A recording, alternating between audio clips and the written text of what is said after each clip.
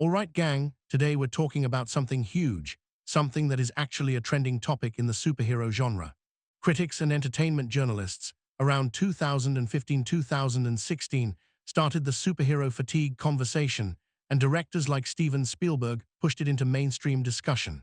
The term grew even faster after the fall of the DCEU, the collapse of Fox's X-Men universe, and the disappointing Phase 4 of the MCU. So the big question is superhero fatigue real, or is it just a theory designed to milk the superhero genre because superheroes are trending topics? And yes, that's exactly why I'm also making content on this topic. So let's break it down in the simplest and most honest way possible. Is superhero fatigue real or not? To answer that, we need to go back to the start of this era, the era when, for almost 15 years, superhero movies ruled the box office. From The Dark Knight 2008 all the way to Avengers Endgame 2019, superhero films dominated worldwide. They weren't just movies, they were cultural events, box office destroyers, billion-dollar machines.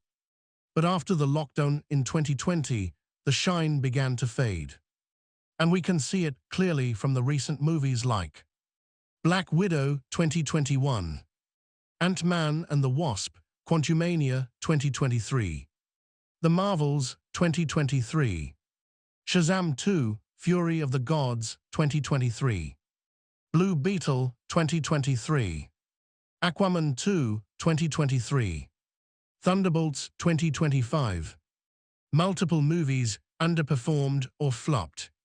This proves one thing. It's not about bad movies. It's about audiences being tired of the same formula. Where the real fatigue started. Marvel and DC both released content so frequently that nothing felt special anymore. Fans were already tired of the messy DCEU timeline, and then Marvel started dropping series after series, many of which felt unnecessary.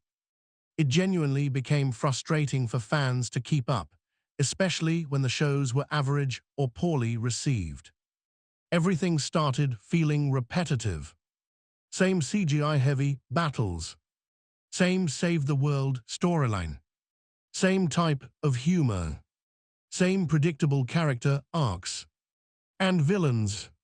Characters like Kang, Darkseid, and High Evolutionary had massive potential, but their arcs were either rushed, changed by studio politics, or never paid off properly.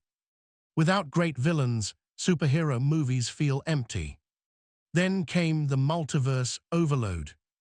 It's a fascinating concept, but studios used it mainly for cameos, nostalgia, reboots, fan service. The problem: people don't want homework before watching a movie. To make things worse, during the lockdown, OTT and streaming platforms exploded in popularity.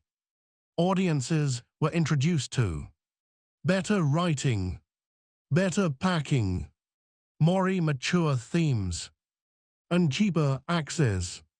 Why would anyone go to the theater when premium content is available at home?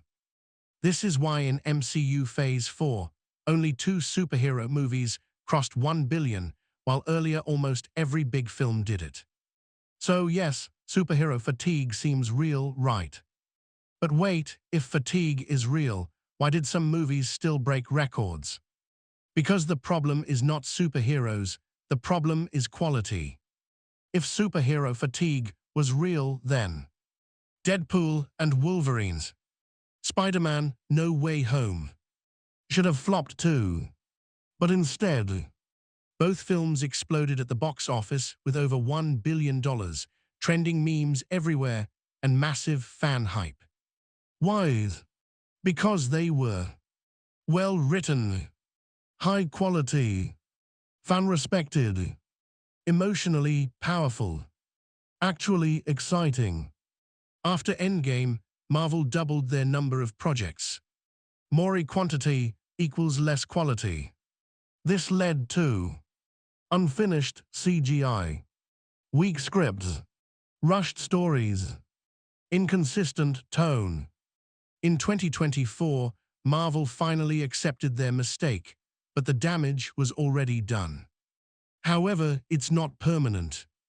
Marvel and DC are already fixing things by bringing back RDJ as Doctor Doom, hiring James Gunn to rebuild DC, rebooting the universe with more care, building hype with movies like Avengers Doomsday, Avengers Secret Wars, The Batman Part, Superman Man of Tomorrow. These movies will definitely smash the box office if the quality is strong. So the truth is, superhero fatigue is just a fancy name given to a franchise that temporarily dropped in quality. Any genre will fail if the quality falls, no matter how popular it is. That's exactly what happened with superhero movies. Final thoughts. What do you think about superhero fatigue? Is it real, or is it just a temporary dip until studios stop being lazy and start making great films again? Comments are open, feel free to share your thoughts. I'll be back again with another video. Thank you for watching.